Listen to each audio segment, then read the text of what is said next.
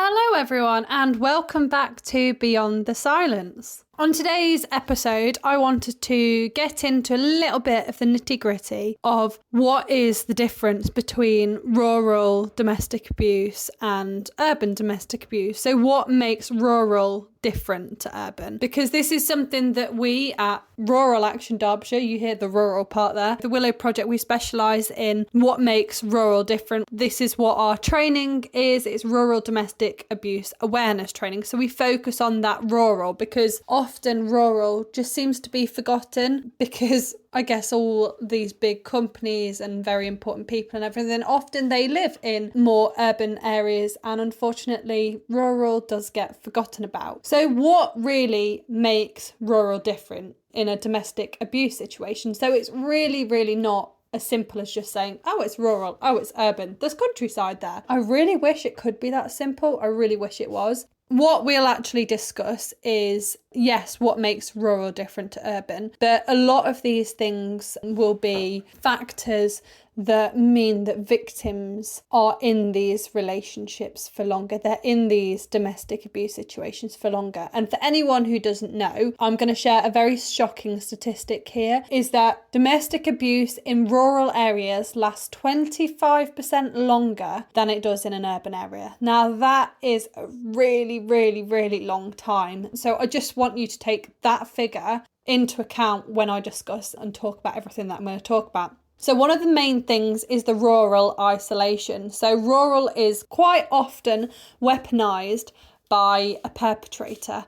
We've heard multiple cases of perpetrators moving either them and their partner, them and their family from somewhere more built up. So I'm going to use London as one of the examples. They moved them from London. So obviously you're not rural at all in London. You've got everything that someone could need. You're not really isolated as such there in comparison to when you live rurally. And the perpetrator moved them to somewhere completely rural out in, I can't remember for this specific case where it was, but I'm going to use Yorkshire, right in the Yorkshire Dales. They moved them, relocated the whole family to the Yorkshire Dales to a property right in the middle of nowhere, and it had no electricity, no running water, nothing like that. So it's going from one extreme to the other. And the thing is, a lot of people see rural for its beauty because rural is absolutely stunning. If we're talking about Derbyshire specifically, rural Derbyshire is absolutely beautiful.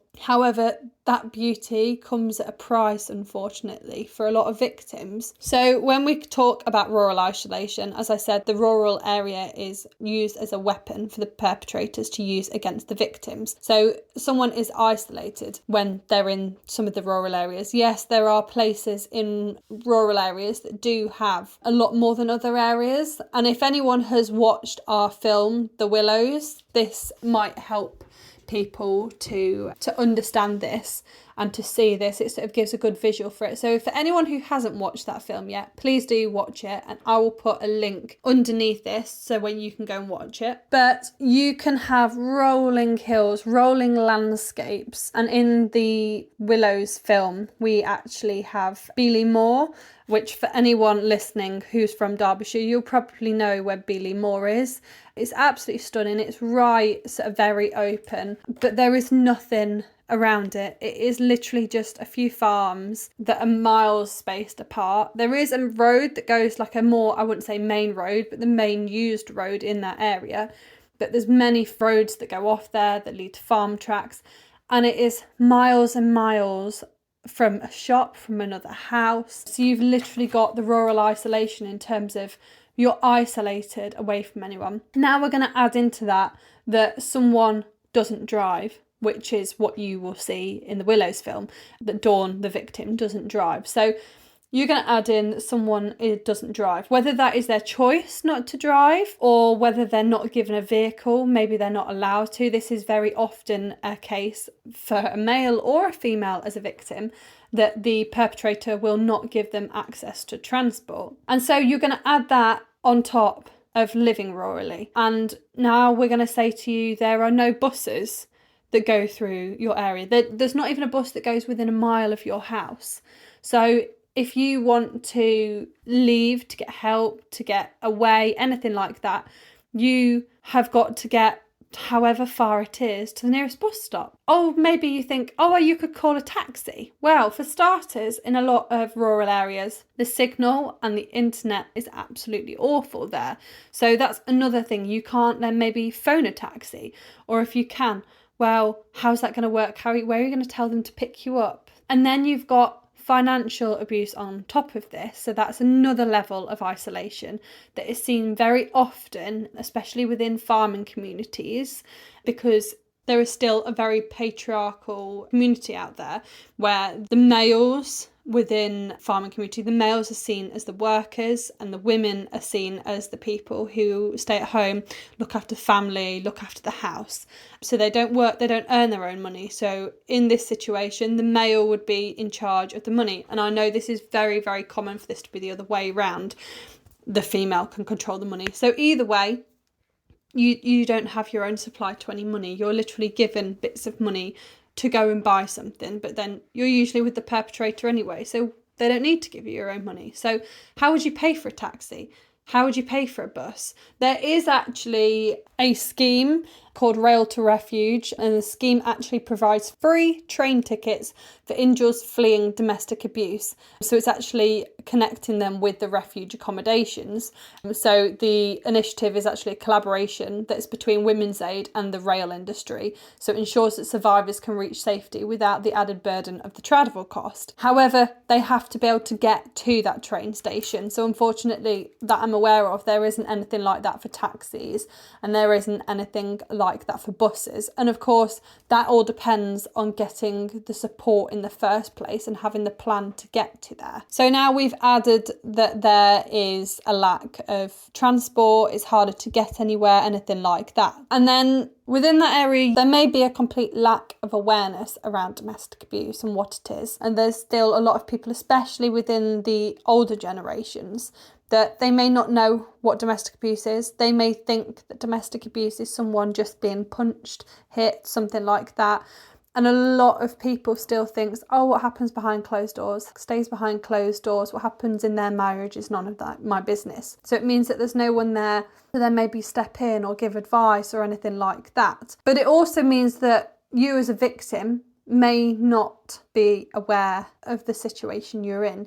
You may just think it's normal. You may think that everyone's partner treats them this way, or you have no one to talk to because no one else is aware of what the situation that you're in or what it actually means. They may just think, oh, that's marriage, or oh, that's just relationships, which is not the case at all. But unfortunately, there is a massive lack of awareness and knowledge within these rural areas, which is something that we at the Willow Project are really trying to build up, is to build up some sort of awareness within rural areas and rural communities. So as well as the whole lack of knowledge, internet being bad signal, lack of transport, the actual bad internet and bad signal and lack of knowledge actually join together really well, or should I say actually really badly, for people living rurally, because maybe they know that there is something wrong in their relationship, but they don't know what, or maybe they know that it's domestic abuse, maybe they know they're a victim of domestic abuse, but they have no idea how to get help or where